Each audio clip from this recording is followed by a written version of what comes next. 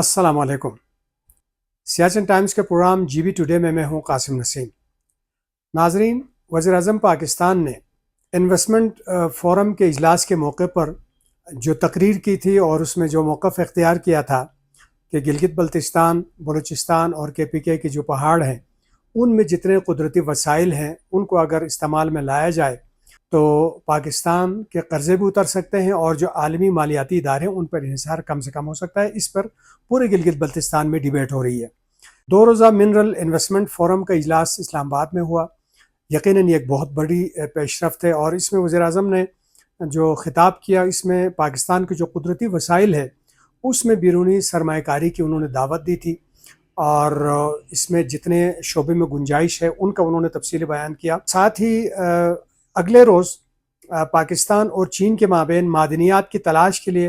एक MOU पर दस्तखत हुआ जिसमें वज़ीर आला गिलगित बल्तिस्तान हाजी गुलबर भी मौजूद थे। मुआहदे में मादनियात की तलाश बिलखुसूस लिथियम की तलाश के हवाले से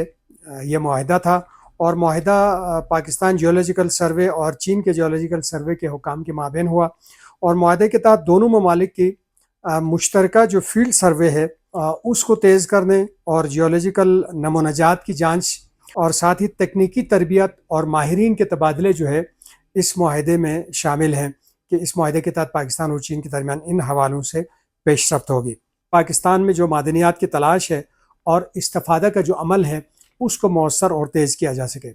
इस सेशन में भी वज़ीर आज़म ने खिताब किया और उन्होंने कहा था कि पाकिस्तान में जो मादनी वसाइल हैं उनके बेपनाह ज़खायर मौजूद हैं और जिनकी मालियत जो है वो खरबों डॉलर्स में जा सकती है और इन वसाइल का अगर हम मुस्बत अंदाज में इस्तेमाल करें तो न सिर्फ कौमी मईशत को हम मुस्तहकम बना सकते हैं बल्कि मुल्क को बैनुल अक़वामी जो मालियाती इदारे हैं बिलखुसूस IMF है उनसे कम उन पर इन्हिसार करने की तरफ हम बढ़ सकते हैं। वज़ीर आज़म के इस बयान को लेकर गिलगित बल्तिस्तान में लोगों में बहुत ज़्यादा तशवीश भी है और बहुत ज़्यादा लोगों में इश्तिआल भी है। लोगों का ये कहना है कि हमने तो अपनी तौर पे जंग आज़ादी ख़ुद से लड़ी, इस खत्ते को ख़ुद से आज़ाद किया और पाकिस्तान के साथ हमने इल्हाक़ किया और इस इल्हाक़ को आज 76-77 साल गुज़र गए हैं और इन 76-77 सालों में हम चीख कर कह रहे हैं कि हम गैर मुतनाज़ हैं, हम पाकिस्तान का हिस्सा हैं, पाकिस्तान में शामिल हम हैं और शामिल रहना चाहते हैं। लेकिन पाकिस्तान ने आज तक पाकिस्तान के आइन के आर्टिकल 1 में गिलगित बल्तिस्तान को शामिल नहीं किया। इस तरह पाकिस्तान के जो जुग्राफियाई जो हदूद की हदबंदी है आइन में उसमें गिलगित बल्तिस्तान शामिल नहीं है और अपने आइन का इतलाक़ भी की जाए कि सुप्रीम कोर्ट ने 28 मई 1999 को एक तफसीली फ़ैसला दिया तो उसमें कहा भी था कि आइन में तरमीम करते हुए गिलगित बल्तिस्तान तक पाकिस्तान के आइन के दायरे कार को फैलाया जाए और गिलगित बल्तिस्तान को कौमी धारे में शामिल किया जाए। लेकिन इसके बावजूद अभी तक गिलगित बल्तिस्तान को कौमी धारे में शामिल नहीं किया गया और बार बार चाहे हमारे दफ्तर ख़ारजा के तर्जुमान का हो या जो है दीगर आला हुकाम हो वो गिलगित बल्तिस्तान को मुतनाज़ा से ताबीर करते रहे हैं जिसकी वजह से आज लोग इसी बयान के रद्द-ए-अमल में वो मौक़िफ़ इख्तियार कर रहे हैं कि अगर यहाँ के जो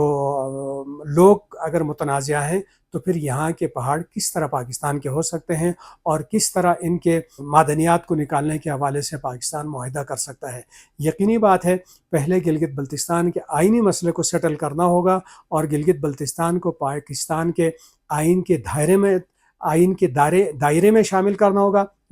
पहले पाकिस्तान की आइनी हैसियत का तयन करना होगा और पाकिस्तान के आइन में जिस तरह सुप्रीम कोर्ट ऑफ पाकिस्तान ने कहा हुआ है इसमें तरमीम करते हुए गिलगित बल्तिस्तान को आइन का हिस्सा बनाना है और गिलगित बल्तिस्तान को पार्लियामेंट समेत तमाम कौमी धारों में शामिल करना है। उसके बाद जो है फिर ये सारी चीज़ें हो सकती हैं। फिर NFC और दूसरे आइनी जो इदारे हैं उनमें गिलगित बल्तिस्तान की भी नुमाइंदगी होगी और फिर बराबरी के बुनियाद पे यहाँ जो मिनरल्स हैं, यहाँ पे जो मादनियात हैं उनको निकालने के हवाले से और उनके लीज़ के हवाले से भी आगे पेशरफ्त हो सकती है। वैसे ही यहाँ गिलगित बल्तिस्तान में जो मादनियात के लीज़ आउट करने के हवाले से भी لوگوں کو شروع سے تشویش رہی ہے، اور جب سے اس کا عمل آن لائن کیا گیا ہے، لوگوں کا کہنا ہے جس ایریا کے لیے بھی ہم اپلائی کرتے ہیں وہاں سے آن لائن جواب آ جاتا ہے کہ یہ ایریا آلریڈی جو ہے لیز آؤٹ کیا جا چکا ہے اور یہ ایریا دستیاب نہیں ہے۔ اور پہلے مینول جب اپلیکیشن دیتے تھے تو یہاں اپیل کا بھی کوئی فارم ہوتا تھا، لوگ اپنے